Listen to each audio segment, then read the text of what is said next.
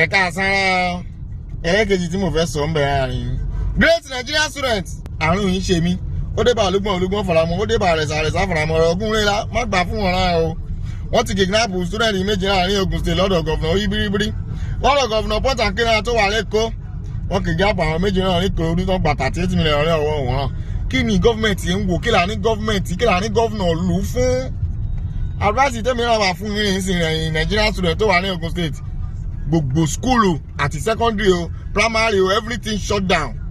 tí wọ́n bá wá àwọn méjì tán kidnap yẹn jáde náà ẹ má yẹ kàn lọ sí skúlù o títẹ bá lọ jẹ́ kàn lọ sí skúlù àwọn ti bẹ̀rẹ̀ sí kidnap yẹn náà ti pẹ̀lú client nìyẹn o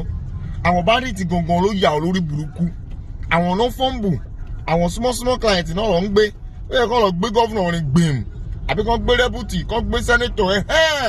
tó bá lè jẹ́ búburú náà lórin tí ò rìn rárá tó wá ṣe gbé ipò kàn gbé kí Nàìjíríà kúkú bàjẹ́ straight wọ́n ń lórí ìwà ni advice ti máa fún yín láàrin pé ẹ bá lè ráyè lọ ra bọ́ọ̀mù ẹ̀rà gbogbo ẹ̀ papọ̀ kẹtọ́jú ẹ̀ sílé tí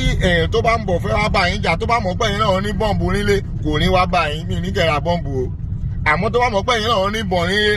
kò ní wá bá yín mi ní kẹ̀rà bọ̀ o tó bá mọ̀ pé ẹ̀rín àlùwò Ṣàngó everything náà nílé kò ní wá bá yín ẹ̀ tètè jára yín ẹ̀rọ àṣà nǹkan ni mò ń sọ.